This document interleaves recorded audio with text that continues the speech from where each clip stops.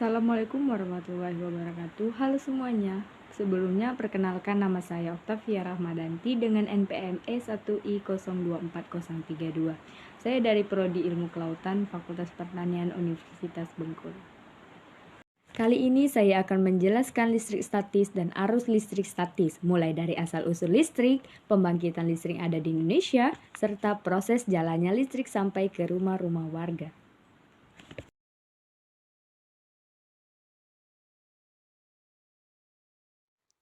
Listrik statis, kumpulan dari muatan listrik dalam jumlah yang tetap atau keseimbangan muatan listrik di suatu benda. Contoh arus listrik. Balon yang pertama, setelah digosok, ketika balon bermuatan negatif bersentuhan dengan potongan kertas yang bermuatan positif, akan terjadi tarik-menarik di antara keduanya. Yang kedua, yaitu sisir. Sisir setelah digesekkan ke rambut bisa menarik kertas serta sisir tersebut bermuatan akibat gesekan. Yang ketiga, balon. Balon tersebut adanya perpindahan elektron antara balon dan rambut sehingga keduanya memiliki muatan yang berlawanan. Arus listrik adalah laju aliran muatan listrik yang melewati suatu titik atau bagian. Arus listrik dikatakan ada ketika terdapat aliran bersih muatan listrik melalui suatu bagian. Muatan listrik dibagi oleh partikel bermuatan sehingga arus listrik adalah aliran partikel muatan. Contoh arus listrik. Baterai merubah energi kimianya menjadi energi listrik. Energi listrik yang mengalir melalui filamen bola lampu berubah menjadi energi cahaya. Apa yang membuat suatu rangkaian listrik lengkap?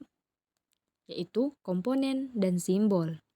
Rangkaian sederhana terdiri dari baterai atau sumber lainnya, bola lampu atau beban lain, dan kabel penghantar. Komponen sirkuit lainnya 1. Baterai, 2. Penghambat, 3. saklar tertutup, 4. Motor, 5. saklar terbuka, dan 6. sekring. Apa yang terjadi di suatu sirkuit?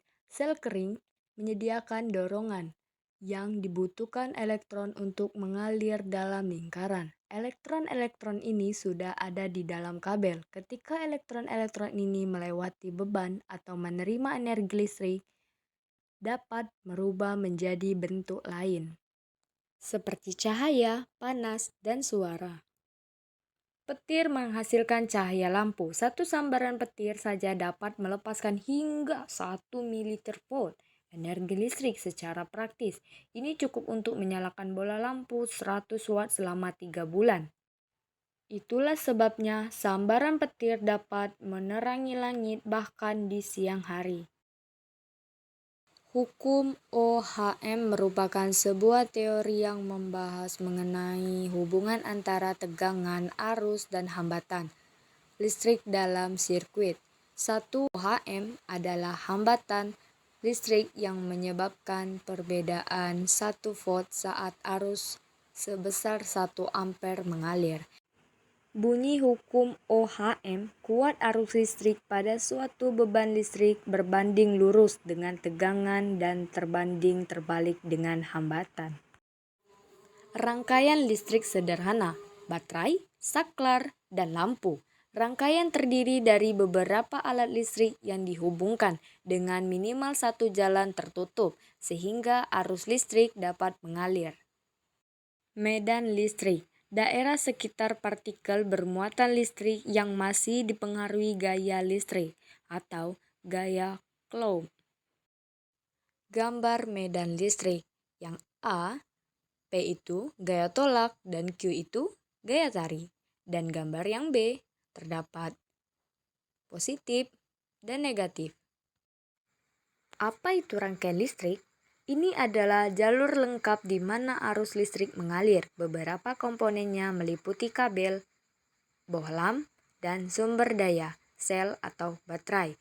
Rangkaian yang lengkap mempunyai putaran yang tidak terputus di mana muatan dapat mengalir.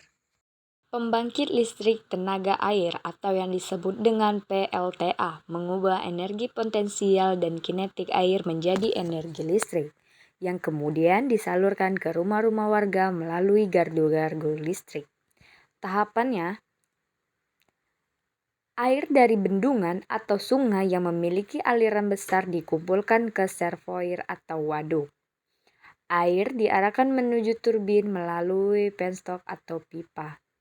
Aliran air yang mengalir dengan tekanan tertentu memutar turbin. Putaran turbin diubah menjadi energi listrik oleh generator. Listrik yang dihasilkan oleh generator dinaikkan tegangannya melalui transformator, kemudian disalurkan ke jaringan listrik. Listrik dari jaringan listrik disubsidikan ke rumah-rumah dan kantor-kantor melalui gardu-gardu listrik. PLTA merupakan sumber energi terbarukan yang ramah lingkungan dan murah. Namun, pembangunan PLTA dapat berdampak negatif pada lingkungan dan ekosistem sekitar, serta mengusur permukiman. Pembangkit listrik tenaga air atau yang disebut dengan PLTA mengubah energi potensial dan kinetik air menjadi energi listrik yang kemudian disalurkan ke rumah-rumah warga melalui gardu-gardu listrik. Tahapannya, air dari bendungan atau sungai yang memiliki aliran besar dikumpulkan ke reservoir atau waduk. Air diarahkan menuju turbin melalui penstock atau pipa. Aliran air yang mengalir dengan tekanan tertentu memutar turbin. Putaran turbin diubah menjadi energi listrik oleh generator. Listrik yang dihasilkan oleh generator dinaikkan tegangannya melalui transformator, kemudian disalurkan ke jaringan listrik. Listrik dari jaringan listrik disubsidikan ke rumah-rumah dan kantor-kantor melalui gardu-gardu listrik. PLTA merupakan sumber energi terbarukan yang ramah lingkungan dan murah. Namun, pembangunan PLTA dapat berdampak negatif pada lingkungan dan ekosistem sekitar, serta mengusur permukiman. Pembangkit listrik tenaga surya atau yang disebut dengan PLTS mengubah energi matahari menjadi listrik yang dapat digunakan di rumah melalui proses fotovoltaik atau solar thermal. Menangkap panas matahari dan menghasilkan menjadi energi listrik. Sel surya terbuat dari bahan semikonduktor, biasanya silikon, menyerap foton dari sinar matahari, mengubah daya arus akan DC menjadi arus bolak-balik standar AC, mengatur arus searah yang diisi ke baterai dan diambil dari baterai ke beban, menyimpan listrik DC yang dihasilkan oleh panel surya. Listrik ini dapat digunakan pada saat malam hari atau kondisi sedang tidak ada listrik. Keuntungan dari PLTS yaitu ramah lingkungan karena tidak menghasilkan emisi karbon, sumber energi terbarukan yang tidak akan habis selama masa hidup di bumi, dapat menurunkan tagihan listrik hingga 80%, biaya panel surya telah menurun dalam beberapa tahun terakhir. Pembangkit listrik tenaga panas bumi atau PLTP menghasilkan listrik yang disalurkan ke rumah-rumah melalui tahapan-tahapan berikut. PLTP menyedot cairan dari reservoir bawah tanah ke permukaan untuk menghasilkan material yang dipanaskan. Panas bumi memanaskan air tanah sehingga menjadi uap atau cairan panas.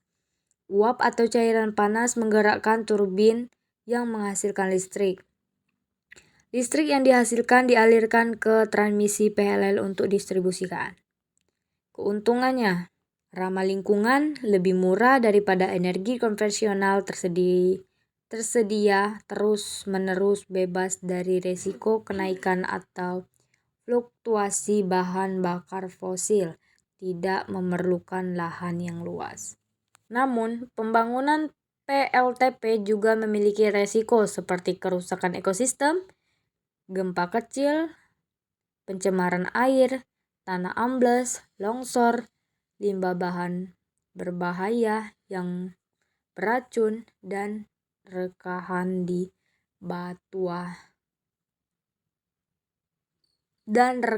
di batuan bawah tanah.